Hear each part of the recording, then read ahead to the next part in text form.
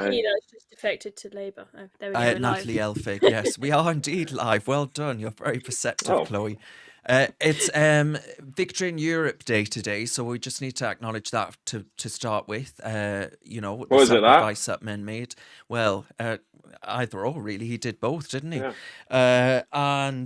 Yes, I think it's worth noting, like, you know, lest we forget what so many people gave their lives in order to bring about, so that we could fuck it all up today. So isn't that great? But you know, I definitely want to start with a message of we mustn't be despondent. I think it's very easy to be despondent at the moment, to just think, oh well, we might as well give up and call it a day. I don't think we can give up, for that very reason, actually, that our ancestors did sacrifice so very much in order for us to be free, and we have to fight in order to remain so, right? So that this project, ancient as it is worth, well, it was worth them fighting for. So yes, it's important to commemorate that for sure. Hello to everyone. Alex has disappeared. Oh, I've gone. I'm here, but I'm not here. It's tiny. Alex That represents how insignificant you are compared to us. Oh, that's hilarious. How the hell is that? Let me make you bigger. Back, Darren. I'm sure there's a movie there. Oh, it's all gone wrong. Oh, no. We're going to have to do a blooper reel at the end of this year. Well, I think I might just leave him like that, actually, for his very cheeky comment off air. Right, hang on. Right, I'm making you big again. There we are. I knew you'd get me back for that, Darren. Yes. I knew you'd get me back somehow. I don't even know how I did that, so if I wanted to do it again, I couldn't. Anyway, Paul has commented saying no surrender. I assume that's not about making you very small, but yes, more to do with Victory. Don't worry, Paul. I'm on it, Paul. Absolutely. Addy, is that the same Addy from Twitter? Has commented. Can you see the comments, Alex? Am I being thick? Yeah, no, I can see them. Yeah, I'm not that small anymore. Yeah. No. No. The comments, as in viewer comments. No, I know. Right? I can see them. I can see them. Yeah. Good. I just realised I could do that. What? See the comments? Really? Yeah, I just saw that there's a little comment button in the corner that I can open. Oh yeah, well, whenever you see the comments and you like them, read them out, and I'll put them on screen. We like as much viewer participation as possible. Thank you to everyone who's 350 so far of you have joined. Well, that's going up and up and up, but I appreciate that because it looks very nice out there. Actually, I wouldn't know because I don't have a life. A tiny violin, Darren. Right. So I'm going to start then by addressing. Well, I'm not going to address the point in the title. Someone's commenting saying clickbait about Nigel moving party. It's not actually clickbait. It is a news story that happened today, and I will get on to that if you just had your passion and be patient. But anyway, right, I'm going to talk first of all about Ireland again, because Ireland has, well, Dublin especially, has been brought to a standstill over mass migration. Now, demonstrators were chanting, "Get them out." There was police escorting people through the city itself. This news website, Euronews, which is a bit but anyway, they said organisers from the town were steeped in anti-immigration ire. Yeah, imagine that. How terrible that people don't want, mass migration from people that don't share their views, values or culture. Like how or speak the language and just want benefits and all the rest of it because they're not going to get it in Britain anymore, or at least that's the suspicion. And they're going to Ireland instead. But anyway, Ireland has been brought to a standstill, and it's been reported basically. Well, they were met by a small counter-protest by those who do support the invaders. And they were flying Irish flags and they were chanting, "Our streets, our streets." It took 45 minutes to pass through the streets of Dublin, and it caused massive traffic disruption. Now, last year there was, of course, arson and violence on the streets. But I just wondered from the two of you, I'm not suggesting for a second that we burn down buildings and start violence, but this kind of protest that's happened today, where Dublin has been brought to a standstill, would you like to see that kind of action on the streets of Britain in order to actually make a point and make a stand against what's happening, and just feeling that we have absolutely no say or democratic oversight over this whatsoever? It just seems to happen to us. It's certainly not happened because of us. Chloe? I think that it would be nice to see a bit more action in this country, something like what's going on in Dublin. I think that that's very tenacious of them to do what they did on the streets. And, it is a scary thing to do, because you're going to get people as well as the press calling you racist bigots for doing so and taking a stand against immigration. This is a big problem we have, is that a lot of people feel very strongly about immigration but are scared to say anything. They're scared to lose their jobs. What if your boss sees a picture of you holding one of those signs that they've got at that protest? So it's a great thing for them to do. I do fear, though, right. if I do fear, though. I do fear. I hope so. I do fear, though, that if we try to do this in London, that the Met Police would shut it down and act a lot more harshly than they do at the pro-Palestine protests, and they'd put out a warning like they did for St. George's Day, saying we expect far-right groups to be coming into London today. Yeah. Alex, do you want to see demonstrations on the streets? Yeah, I mean, it's time. It's time for people to Yeah. actually find their voice and find their confidence, because we know there are thousands, if not millions, of Brits that feel this way about immigration. I mean, we voted for, the last few governments, the last few elections have been about immigration. Brexit was about immigration. How many more signals do we need to tell the people in power that enough is enough? And I think now, as a country, we're really restrained. We're very conservative with a small c. We don't like to go out and protest. Only the nutty left do. It's they very love to go out and French. protest because they haven't got day jobs, half of these people on the left, and the French get off work at 3 p.m. French. Exactly, right? So, but I do think it's time that people who are sensible come out and hold a protest. And I think it needs to be led by actually, not the likes of Tommy Robinson, because unfortunately, every time he goes out, he's arrested, and it immediately tars the protest. I'm not saying Tommy should be arrested, by the way, and I'm not saying he's wrong to exercise his freedom of speech. I'm saying that there needs to be new leaders, younger new leaders need to emerge and say, actually, we're here and we're not going to go away. I mean, we only saw the BBC report the other day. Yeah. Absolutely. We will get on to that actually in a minute. But I want to, for the record, I think there are many things actually that Tommy Robinson has said where actually he's been proven right, to be honest, Yeah. So but I agree with you that wherever he goes, there will forever be a pushback on a scale which is just insurmountable. Right. So you mentioned Chloe. I think it was Chloe. Forgive me if it wasn't, and it was Alex instead. But the two-tier policing, right, and the fact that if we were to take to the streets, that actually we'd see what happened on St. George's Day, where people were kettled and backed into a corner by police on horseback and all the rest of it. This was video footage from the weekend just gone. So there was a game between West Ham and Chelsea, and the police were out in full force. Just have a little...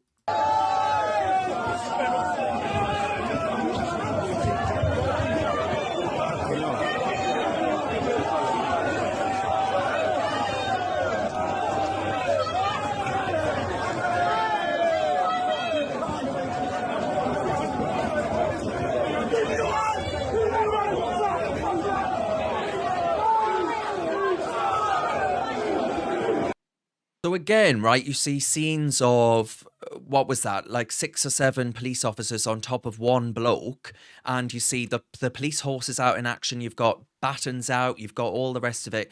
So for football fans, they can find their mettle. For the St. George's Day parades, they can find the ability to actually enforce what they view as the law, which I think was massively disproportionate to the threat actually posed.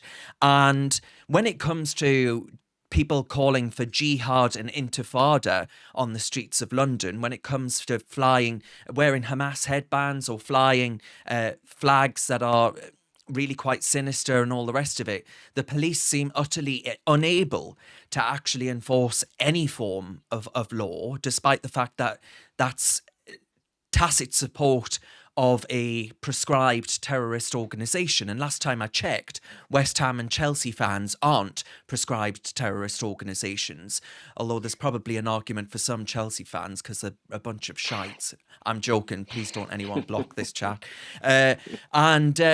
So I mean, do you think that there's a point to be made here, Chloe, that actually the police, we just see it time and again, that the police are actively choosing not to pursue certain kinds of protests based around the politics espoused by them? Yeah, definitely. I think there are multiple things going on here, and it's important not to oversimplify it, in that when you've got a football game, you will need permission to hold that football game, unlike a protest where Oh, no, the you police would will need permission for a protest. Yeah, but nevertheless, a council can more easily shut down an event if they don't think that if they think it's going to be disruptive in some way. Whereas protests, because they don't want to be seen as damaging freedom of speech, they are more lenient. And also, I believe the football stadium has to pay the police a certain amount of money to bring out so many extra officers on the day of a game. So there's that going on. But nevertheless, that is not it. It certainly is the case, and we've seen it going on every single Saturday. This two-tier policing where if you're white, they'll happily go after you. If you're not Yeah. white, they'll let you do what you want and say whatever you want, no matter how anti-Semitic and pro-Hamas it may be. We don't really need any more evidence at this point to show that it is the case. We have plenty of it. Yeah, I mean, Alex James on YouTube says they're white and working class, aren't they? So, I mean, Yeah, comes with the the territory. uncomfortable truth. Yeah, it's the I did see uncomfortable one truth, comment isn't that it? I like. It says the iconic Chloe Dobbs by Darius Ah, Hutchinson. Thank yes. you, Darius. But look, I think look, this whole situation with the police has become so exposed, and I think that before it was seen as a conspiracy. I think before the Palestine marches, it was seen as a conspiracy to against white people saying, "Oh, I'm being unfairly treated," and people going, "No, you're not. Shut up. The police are always on white people's side." Now we're seeing real footage and real examples of where that is the case. It is Yeah. being proven that there's bias in the policing system. And these protests that happen every Saturday cost the taxpayer £6 million. £6 million. It's an absolute Yeah. travesty that the Which isn't government are comparable doing to nothing. football, right? Which is a massive revenue Exactly. raiser. Absolutely. And you've So, got the Home Secretary, James Cleverly, who's just disappeared. I mean, who does anyone know where that man is? I haven't seen him at all for weeks. Where's James Cleverly? Get out, do your job. well, he's been out today and he's been talking about this defection to the Labour Party, but maybe we'll get onto that in a second. I mean, Chloe, where do you think this ultimately leads to? Because if people feel, especially in London, right, if people feel that there is a discrepancy in the ability of the police to actually enforce the law, and they instead base it around whether or not your politics are politically correct, or your skin color isn't white, then surely that leads to a breakdown in trust and faith in British policing. Absolutely. I mean, we've already seen a huge breakdown in the trust in British policing. Where I hope that this madness would have ended is people voting against Sadiq Khan and getting rid of him. But very sadly, that didn't happen. And there seem to still be plenty of people who are voting for that man, even though he's done nothing for London and crime is running rampant. And the Met Police that he has oversight of is doing absolutely nothing at the moment. So that was a great shame to see. I would have liked to have said that that's where it will end, but clearly not. So I think that what's going to happen is this fear that Jews have to go outside in London, I think it's going to go on much, much longer, I'm afraid. And I think that it's probably going to get even worse. And I think that we will see the breakdown of free speech. People think that allowing these protests to happen every Saturday is pro free speech. But it's not, because these crowds are so intimidating that they stop people who have other points of views they want to voice from feeling safe to do so. And not just the crowds, but the police make those people feel unsafe to do so, when just you going out with a St. George's flag round your shoulders, apparently in the eyes of the Met Police, as they very clearly tweeted, makes you a far right, for someone Yeah. from a far right group. So Yeah. I think Yeah. it's quite scary what's going to happen to free speech if this continues. You know, every child should read Orwell. George Orwell. It's a Yeah. hard read, to be fair, but it's so pertinent to today. It's so that this sort of groupthink, which was part of the book, which is, if you don't agree with us, you're basically going into a concentration camp where they'll raise your mind and reprogram you. And this is how the left think. If you don't agree with them, they're violent. They're aggressive. They'll do anything to take you down. I'm not saying everyone's better than them. Some people behave absolutely terribly. But generally, as a grouping, as their ideology, I think someone said it here in the comments, like political correctness, yeah, it's find this artist. Political correctness taken from the Soviet Union. That's exactly where these thoughts have come from. They've come derived from Marxism, which What are they basically called? What piss artist did you say? no, What did you find say? this artist. Find Mike this the artist. artist. No, find this Oh, artist. find Not piss, the piss on piss artist. artist. I thought, well, they sound fun. I'd like to have a party with them. Yeah, But then, but yeah, it's as a segue then into immigration, because David on Facebook, good evening, David, he's commented saying, "Have you seen the video about Sadiq talking about building homes for Muslims?" So he was interviewed by an Islam channel. It's actually called Islam, I assume, and he is interviewed, and he promises. Let's actually have a little listen to what he's got to say, because this was before the actual election, just as in days before. The second big thing I know that many Londoners who are Muslim face is their children not fulfilling their potential. Often they're underemployed or in jobs that they can do better jobs, but they haven't got the skills. Every Londoner who is on low income or not working will get free training to get the skills for jobs that are created in London. Really important in this great city. The other big issue facing Londoners, particularly Londoners of Islamic faith, is the issue of housing. And so we need to build far more homes in our city, because often people from minority communities want to live near a mosque, near halal food, near places where there are other people like them. So they for a variety of obvious reasons, and they're priced out because there's not enough housing. So we're going to build at least 40,000 council homes, at least 6,000 rent control homes. And the final thing to say in relation to Londoners who are Muslim is, look, one of our strengths is our diversity. It's Oh, really proud fuck of. me. I've organised. I really hope this is a deep fake, Darren. I really hope. I can guarantee you, it's more than likely not to be a deep fake, and it's likely to be legitimate. At the end of the day, I'm a Londoner. I was born in this city. I was born here. I've lived here almost my entire life. I cannot afford to live in my own home. I can't afford to buy a house in my own city. That is the problem. It's not about whether you are this whole spiteful lefty approach that of basic racism is bigotry and racism, saying that we should build homes for certain communities or build homes for certain religious groups, is exactly the opposite of what the left would have told you 10 years ago. The left have got so far away from their values. They used to be the anti-government, the anti-censorship group. Now they're the pro-censorship, pro-government, pro-division, pro-segregation. It's disgraceful. And I've been priced out.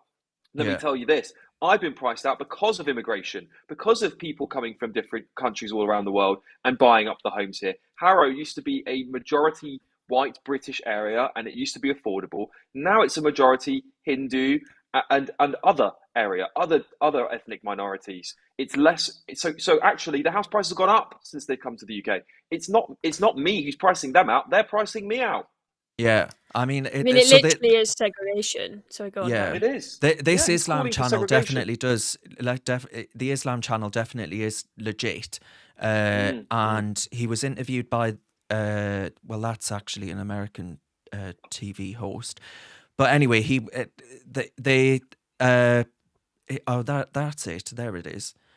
My manifesto. Yeah, so it is Yeah, legit. so it's That real. is him. Yeah, Yeah, absolutely. yeah. I just wanted to check that. You had me thinking, oh my God, if I just clicked on a Well, deep fake. it just looked it was so blurry. Sometimes you can't tell with deepfakes, but it's always worth checking. So well done for checking Yeah, that out. no, it is Regardless, definitely real.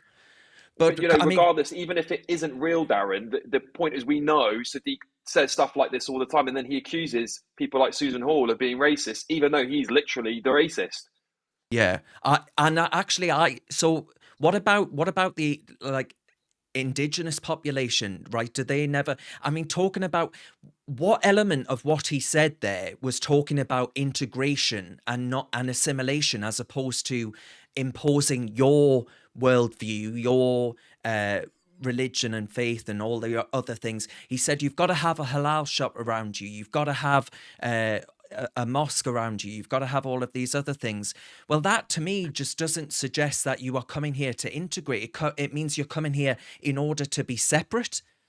And Oh, absolutely, yeah. yeah, I mean, it is the opposite of integration. It's like he wants to go backwards. I mean, this is similar to the terrible redlining policies that they had in the US, where they would draw lines on the map and say the houses on this side of the line are for black people and the houses on this side of the line are for white people. It is going backwards, absolutely. And he just keeps on saying stuff like this that I don't know how he gets away with it and how people still vote for him. And the thing is that we're told time and time again that it is people who are ethnic minorities and people of certain faiths who are the disadvantaged ones that need extra help from the state, when often the least privileged people in this country are white working class Brits, but they're put at the back of the queue for everything because they exactly. don't fit some kind of, they don't tick some diversity box. On every single form I fill, I don't get any kind of privilege because I'm just a normal white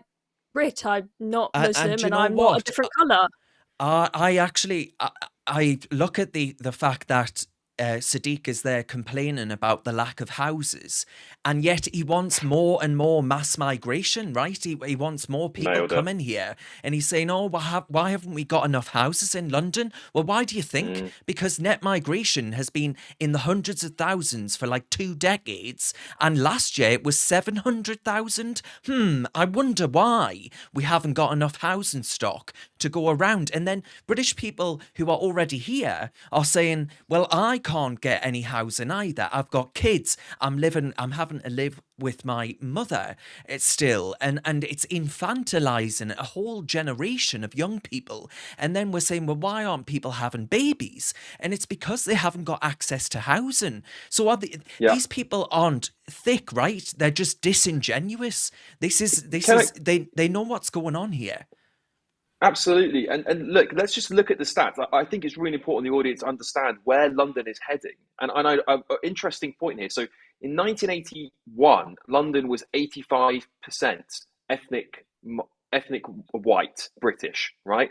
2001, 20 years later, it's 59%. And 2021, just a couple of years ago, is 36%.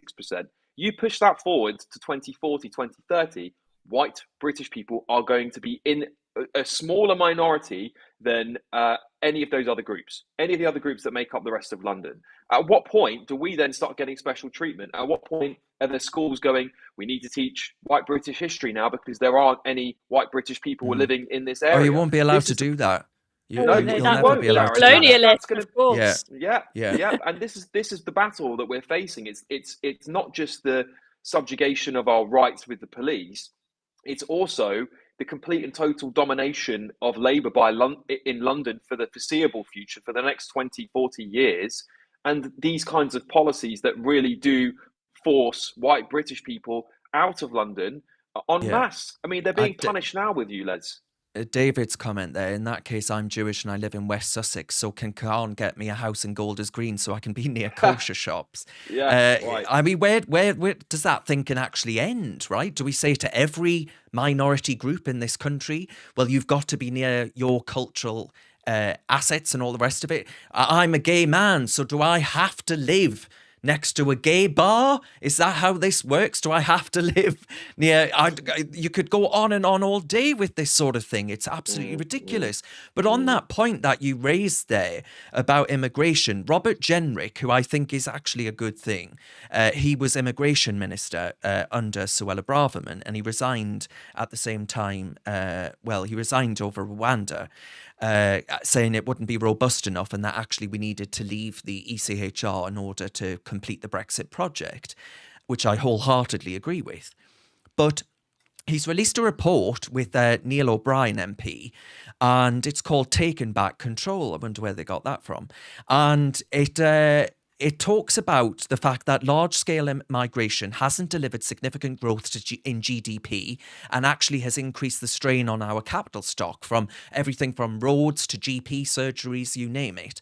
And that actually net migration accounts for around 89% of the 1.3 million increase in England's housing deficit. And that means actually the amount of homes we've underbuilt by in the past 10 years alone. So Sadiq Khan standing there going, I haven't got enough houses to house all these Muslim fellas. Well, yeah, mate, it's because, mass migration has gone up so high. And the pressure to the rental market, he wants to bring in rent controls as well. Well, that can be explained by mass migration too, something Sadiq Khan wants more of.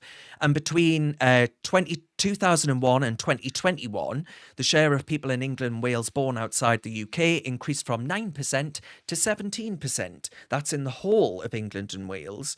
And on the current trajectory, net migration will amount to the annual population growth of over 0.6% across the 2020s. That's double the rate of the last 3 decades and 6 times the rate of the 1990s when I was put on this planet. And then this final one, migrants from the Middle East, North Africa and Turkey aged 25 to 64 are almost twice as likely to be economically inactive as someone born in the UK. How many times, Chloe, do you hear that stat? How many times do politicians turn around to you and say, actually, we shouldn't... or rather, we do need mass migration, but I'm going to be honest with you, it's not of net benefit to the economy. You hear that time and again. It is a net benefit to the economy. There aren't working class lads who are struggling to get jobs because migrants can come in and undercut their wages. It is a net benefit to the economy. That's what we have been gaslit by being told over the past, for as long as I've been politically active, which has been over, 10 years. And Chloe, I'm damn well sick of it. I don't know if that's obvious, but I am. Yeah, I'm absolutely sick of it as well. Now, it has been the case amongst economists for many, many years that it's been almost unanimous agreement amongst them that migration is really good for the economy. And politicians like the idea of this because they hear that, the UK in particular has a productivity problem. What's the easiest way to solve that rather than actually invest to make people more productive? Just bring in more people to work with the idea that will boost your GDP. But very, very clearly, the expected results are not happening in Britain. We've had this mass migration, crazy, crazy high for years now, and the economy is basically flatlining. Now, I know we'll have some people say, oh, it's because of COVID, it's because of Ukraine. But I mean, with that many people coming in, if it's supposedly meant to benefit the economy, why aren't we seeing any growth? And that explains that stat you've just showed us about the likelihood of them being economically inactive. That really just puts to bed this idea that all the people that come to Britain are people who are really hardworking and really grateful to be here and just desperate to come and get a job and contribute. That's clearly not the case, especially when people you might have one person in a family comes across who wants to work, but when they bring sort of 10 family members with them who are all going to sit on the sofa on benefits, overall, it's not a net benefit. It's just a strain on our housing stock and our services and whatnot. Yeah, I mean, Robert Jenrick did a whole thread on Twitter with a good video, actually, of him with Neil O'Brien. It looks a bit like a BBC drama, but once you get over that, it is actually quite an informative and good read. And I think it's an important report that he's put forward, and I'm pleased he's done it. And pleased there are some MPs out there who actually don't make us feel like we are talking to ourselves and continuously voting for absolutely naff all. He actually says we should return to the historic norm of net migration in the tens of thousands. To be honest, I'm not even sure about that at this point. I think it should be zero. But the report has 36 recommendations to actually fix it, and he says change is possible if the political will is there, and I completely agree with that. So well done to them for doing that. The other story about around this particular issue was that the BBC had a report released into their migration coverage, and it found no consistent bias but risks to impartiality around their language and the way in which they actually approach these issues and debate them.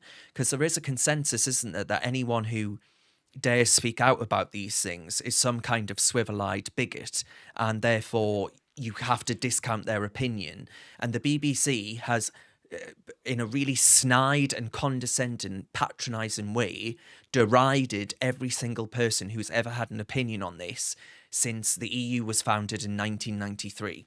You know, that's the way in which I think they've approached this. So they're saying no consistent bias. I'm sorry, I can find example after example. Go back to the Brexit debates, right? Time and again, they always said that those on the Leave side of the argument were some kind of bigotry, and those on the Remain side had facts and figures at their disposal and were all present and correct. Well, we've just identified that mass migration hasn't been a net benefit to the economy, Alex. Yeah, yeah, absolutely right. I mean, this report, I actually read some of it. It's absolutely bonkers. Part of it actually highlights, in quotes, that journalists don't basically like to report on immigration because they don't want to be deemed as hostile towards immigrants. Yeah, It's ridiculous. They're basically saying that we're not going to do our job because we don't want to. We basically have an agenda. That's, if you read between the lines, that's what they're saying. If you can't hire unbiased journalists because the BBC obviously does have an agenda, which is to follow the government's and the globalist agenda of it packing our country full of more people to try and prop up GDP, which has failed, as you highlighted, Darren. They won't report it at all. And on top of that, one of the points in the report, I think it's actually in this article, Darren, it says, if you go right to the bottom, it says, yeah. what one of the things they should do is hear from migrants. Yes, hear Hear from from migrants. migrants. How is that giving you a balanced opinion? There we are. You This is what the actually, BBC yeah, want to do. Hear from yeah, migrants. yeah, yeah. There we are. Not hear from local people who have been impacted by immigration, who are sick of it. They want to hear from migrants. That's one of the key points. So what But does that also, tell you about what Alex, they're going to do? exactly, ensure audiences have enough context. That means ensure that we have enough BBC talking points spoon-fed down our Exactly. gobs so that we accept Exactly. this narrative. Yeah. The BBC make me sick to the pit of my stomach. They really, really do. And there's going to just say to people, there is a really simple solution here, and this is the solution that we have relied on for centuries since the founding of this country, a thousand years ago. We can go back to the birthplace of the King England and then the Union after that, which is to grow our GDP by growing our population internally through birth rates, by encouraging people to have children, to encourage British people to have more children, by lowering the tax burden, by helping people to survive better. That is the most sustainable way we can have an educated, highly skilled society. We don't need to import cheap people who come over here with no intention of integrating and No. actually bringing the things that made their country terrible and wanting those imposed here. We don't have to do that. There are other solutions, but it means our GDP will have to drop in the short term. But I can guarantee you, if you poll people, the vast, vast, vast Yeah. majority, the 87% of us would say no. Well, they turn around and they say, "Oh, the GDP of this country will be impacted." Well, the GDP of the country's meant to be going up at the minute, but people don't feel that they've got anything, right? And if people True. feel that they've lost their nation, what is the point in being rich? You know, what on earth do you want money for if you have no country left that's worth actually investing in, spending your time, your money, your family, your resources, your hard work, your ingenuity? What's the point if the very social fabric that binds us all has been utterly, well, rendered useless? I find that a bizarre Yeah. argument. This migrant, by the way, on the migrant story, I saw this from the other day, and I haven't covered it yet. But a man who killed his ex with a skewer in front of her children should have been kicked out of the UK 20 years ago. 20 years ago. And this man murdered his ex with a skewer in front of her kids. And he's just been imprisoned at His Majesty's pleasure. So you're paying for it. You viewers at home are paying for his... he overstayed his visa in the early 2000s and went on to commit crimes against women prior to the murder in Salford. Now, does this not suggest to you, right, that because a lot of people are saying, well, we need politicians to actually suffer the consequences of this untrammeled migration in order to feel it. We've had MPs actually be murdered, right? So David Amess was murdered in cold blood, right? A man actually stabbed him many times in the most brutal, barbaric way imaginable. And yet MPs said, oh, well, we mustn't look back in anger. And you just think, what am I hearing? What is going on here? This man just skewered a woman to death in front of kids. He's been jailed for 27 years, and yet still we don't seem to take these things seriously. We don't have a border policy. We don't have border protections in this country. Like, it's just infuriating. I mean, Are this we going story insane? is just absolutely sickening. I mean, I'm just gobsmacked by that. How can we allow these people to stay in the country who have committed such horrendous acts? It seems to me like the Home Office is incapable of deporting anybody, no matter what they do. And what really annoys me, just going back to what you were saying there about David Amess and just all of these stories that we see, I just feel more and more that people side with the criminal rather than the victim. You know, if I suggested we deport this man, I'm sure a bunch of leftists will tell me, oh, but, you know, you can't send him somewhere else because of his human rights and his safety. The man skewered the mother of his children to death. I'm sorry, but he can bugger off somewhere else. I do not want him. Yeah, he can go back to Zimbabwe. I don't care if the UN or the ECHR or whoever thinks that Zimbabwe is not a safe country to send him to. Yeah, that's not our problem. That is not our problem. You're going to come here and commit crimes and you can leave. And he's been put in prison, but we've had the worrying news today that they're going to continue with letting people out of prison 70 days early. That will probably go up even more, and they won't put people in prison in the first place. We've got no prison space, so we haven't got space for this guy. He can go off to Zimbabwe. I think with both the situation where we can't deport people and the prisons just not having space for all the criminals that need to go in them, I really worry that Britain's going to become a very unsafe place. It is becoming a very unsafe place, and I don't want it to keep going on that trajectory. No, neither do I. I have a deeply personal connection to this story in a different way. My step grandfather, so to speak, was actually murdered by an illegal immigrant who'd come to Britain 20 years ago. And he was, it was a brutal murder. It was on the front page of all the newspapers here. And guess what? I mean, he's been put in jail. He should have been deported, and he's still managing to stay in the UK all this time. He should have been sent back to the Caribbean a long time ago, but somehow he's still here in the UK and was almost up for release quite recently. So you know, that injustice that I see my stepmother and her family having to deal with that, and my little brother, my little half brothers, my Ben and Sam, who have to deal with living with that, knowing that a man that killed a member of their family is living his life in prison and trying to get parole. It sickens me. That people have to go through that, and this man should have been deported and sent back. But guess why he wasn't? Because they were worried being sent back to his home country would have meant that he would be hung, drawn, and quartered. And so what if he was? He would have got the punishment he deserved, in my opinion. Right, I'm conscious that Chloe's got to dash off in 15 minutes, and I've kept us wittering on. But I think it's an important issue that we've covered. Migration. Yeah, I mean that's horrendous to hear, Alex. I'm so sorry. Yes, absolutely. That's really horrible. And it's the impact on people who have suffered, families that have suffered, knowing that person is potentially going to be out on the loose on the streets of Britain, potentially going to do that again when he shouldn't even be in the country. That is absolutely horrifying. It's a complete injustice. Right. So I will actually stay on the theme of migration for another few minutes, this story. So this is what the UK. You mentioned James Cleverly. This is what James Cleverly's actually been, says he's been up to, which is,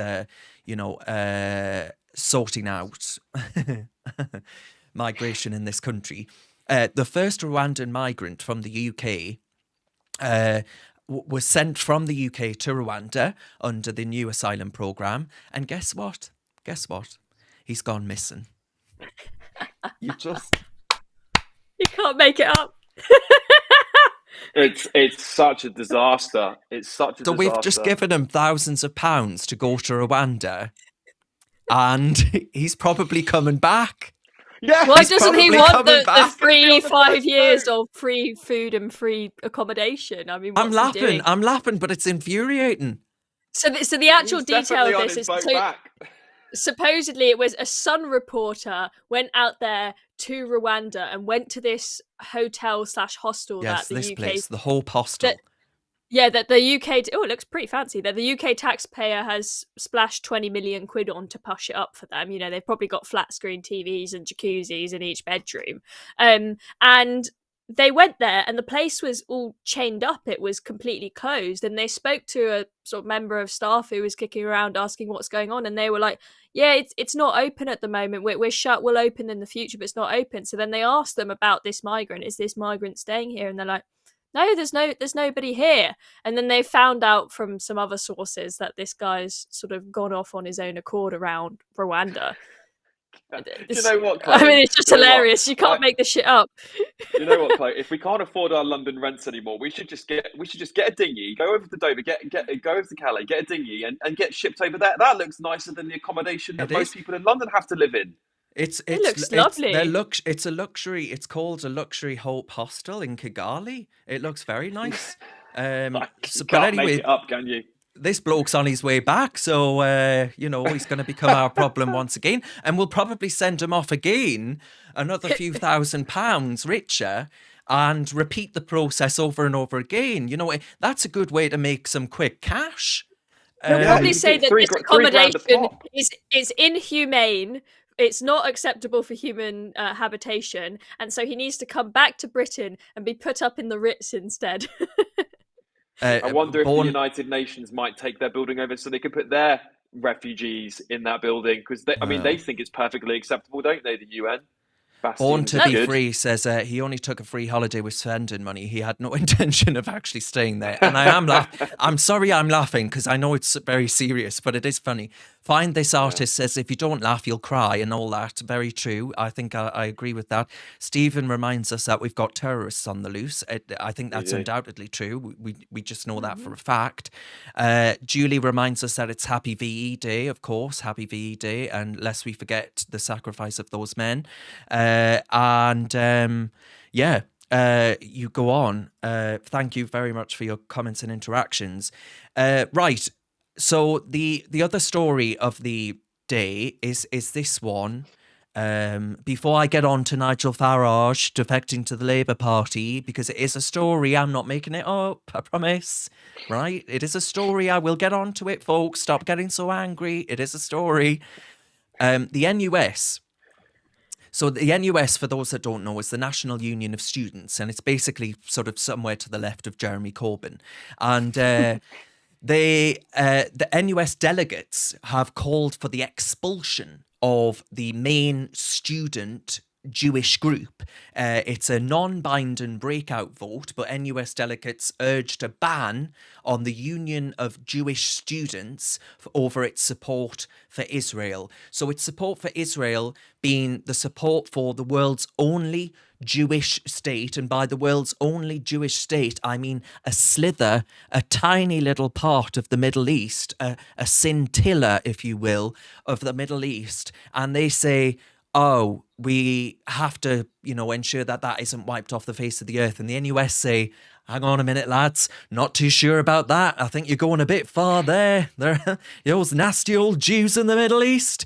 And I think that this goes to the very heart of the anti-Semitic strain that runs through the so-called academic left, right? Academic, they're thicker than two bloody short planks. But I mean, Chloe, you were a student 2 minutes ago. Do you Did you notice all of this nonsense?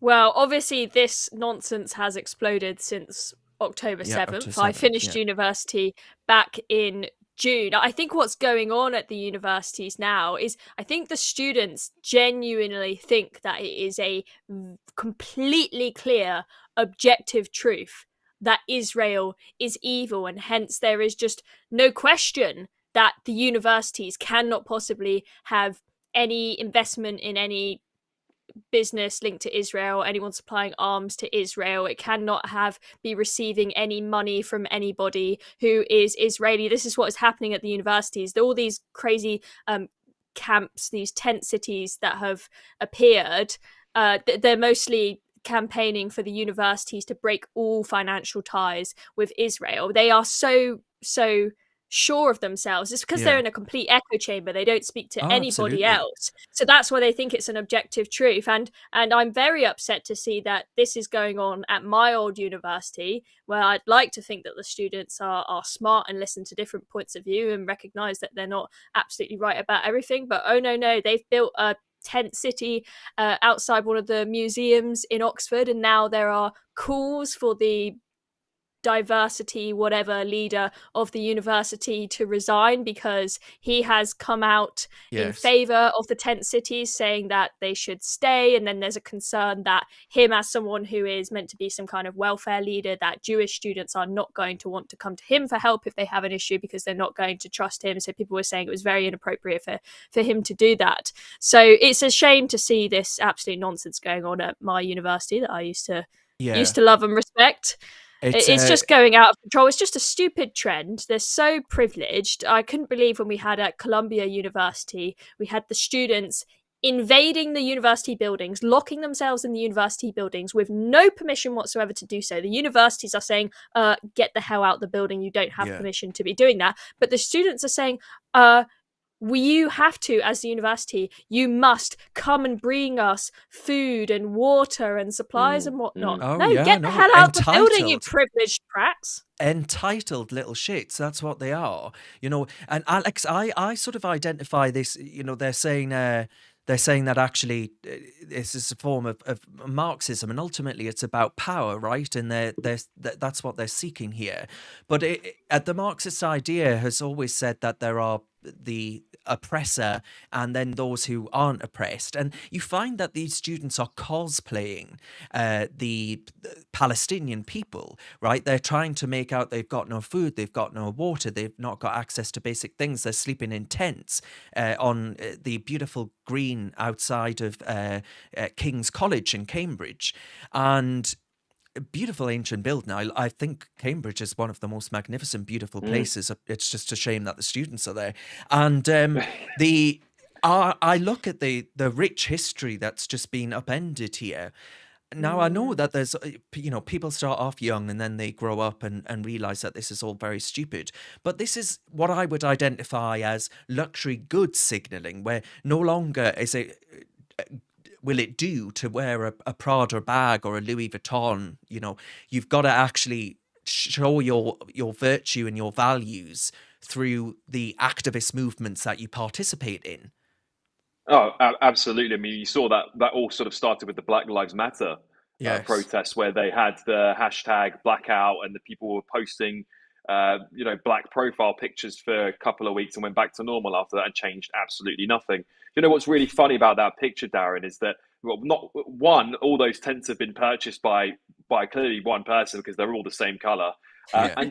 and quite frankly, the juxtaposition between the building that they work in and they go to university in and sometimes possibly stay in, and then the fact they put themselves in tents outside, you just can't write it, can you? You just cannot write how stupid it looks and how out of touch it looks to the average folk and the people who really are sleeping rough on the streets Yeah. and who Exactly. continue to increase. It really does. These, but as Chloe said, and this is no offense to you, Chloe, whatsoever, because you're extremely sensible in every way, shape, and form. But there are a lot of kids who go to Oxbridge who have had a very, very wealthy upbringing, who have nothing to ask for, they're nothing to fight for, and therefore they find their sort of this trendiness of being Hmm. a victim a calling to them because they haven't ever had to suffer through it. So it's almost like a rite of passage. You have to say, well, I was there in the Gaza protests. Oh It's like, oh, God. give me a Yeah, fucking like you were break. in the You, bloody you, trenches. exactly. They see it akin to something that like the Vietnam War, and it's nothing like that. And frankly, what are they going to do? What are they going to do to stop the war in Israel and between Israel and the Palestinians? It has been going on for centuries. It's been going on forever. It's been Well, going since on Israel's hundreds inception, absolutely. And before actually, before but they, Israel's inception. yeah, Before, exactly. Because they were kicked out of Jordan, they were kicked out of Egypt, they were kicked out. You can go back through history, the entire, yeah, as far as the yeah. memory can go, and Jews have been persecuted in that way. But where are these brats protests for the Uyghur Muslims in Chinese concentration camps? Where were there protests for those in Syria who obviously have been oppressed and had all sorts of phosphorus chemicals thrown on them by President Assad? Where are all of the protests and condemnation for these movements? I just think it is exclusively isolated to the Jews, and that these people, if they genuinely were liberal progressives, would recognise that they are on the wrong Mm. side of history. And if being in support of Hamas is being on the right side of history, then I want to be on the wrong side of history. Actually, Can I just I'd say like to be one like more? that guy during Nazi Germany who refused to raise his hand whilst the rest of them did. But yes, Alex, go on. Just one more thing. Just no other institution. The NUS would dare kick out any other religious group. You imagine the uproar if they kicked out the Muslim group of the NUS or the Christian group. They wouldn't dare do it, and it's so blatant. This is so anti-Semitic, and we've Well, I known don't know about the Christian group. They probably would, to be honest. maybe they would actually, maybe they would, but it's just so blatant. The bigotry and hatred that's being bred in that institution is vulgar, and the whole thing should have been shut down years ago. Right, we've got to be. I've got to dash through this one because I've kept people waiting, and Chloe's got to go see a man about a dog. But I. We So have to get to Farage.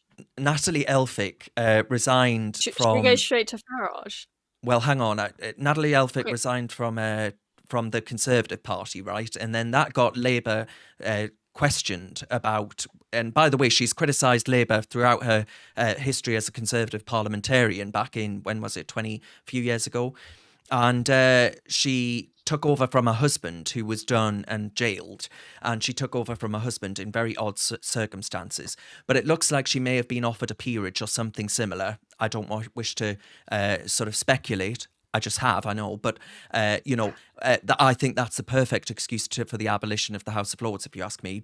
But she's a total hypocrite, and she says she's joining Labour because they're the ones that are going to solve the boats and the migrant issue. Like, what have you been smoking?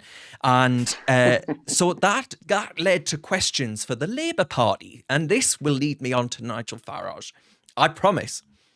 And questions for the Labour Party, they said, well, if you would have Natalie Elphicke in your ranks, who has said that she is anti those coming here, mass migration. She's 5 times she's said things like on the cost of living crisis, that we shouldn't be siding with the Manchester United footballer Marcus Rashford, on housing, on ULEZ, she's been against ULEZ, on striking, she's been in favour of the businesses against the trade unions, and obviously, as I just mentioned, on immigration. And despite all of that, she's now a Labour Party politician. But they said, well, if you'll have Natalie Elphicke in your party, Mr. Labour Party, why would you not have Nigel Farage in the party? So a Labour spokesman was asked this very question. So the Labour spokesman refused to rule out Nigel Farage joining the Labour Party. They said, we have conversations with all sorts of people who want to come and support our party. Now, I just thought, well, I mean, what planet are you living on if you think Nigel Farage is going to join Labour? But this is just... Like, do they really think we are that thick, right? Do they really think we are that stupid that we genuinely would believe that Nigel Farage could find a home within the Labour Party? The Labour Party is so changed and different that actually Nigel Farage would be comfortable sitting his arse down on the benches opposite. Well, not that he's in the Conservative Party, but you get my point. Ideologically, at least. On everything from mass migration to taxes, Nigel Farage is massive miles away from the Labour Party. So they're just treating us like fools, Chloe. I mean, it really must be New Labour if they're genuinely considering having Nigel Farage. I mean, I guess they just must be used to giving politicians answers to everything, which means that they, rather than being able to just say yes or no to a question, they have to give us this nuanced bullshit, which says maybe, maybe not. Yeah, I mean, obviously Nigel is highly unlikely to join the Labour Party. I mean, maybe he'll have some kind of reawakening, but I highly, highly doubt it. I mean, he'd be a lot more charismatic than Keir Starmer as leader of the Well, Labour that's Party. true. So Yes, I maybe mean, I he'd be remember better for them than that man. there was a very good speech where Nigel stood up in the European Parliament and he described was it the head of the European Council? I forget which. Anyway, there's some European bureaucrat, technocrat, and he said he had the charisma. He had what was it? The appearance of a middling bank clerk and the appearance of a damp rag. The charisma of a damp rag, I mean. And anyway, it went down a lot better than I just delivered it, but I thought that was very good. But Alex Nathan on YouTube says Labour will never solve the migrant crisis. I mean, that just shows the rank hypocrisy of them saying that Nigel Farage could have a place in the party, and also Natalie Elphick's, rank hypocrisy of actually saying she can be a Labour Party politician and support border controls.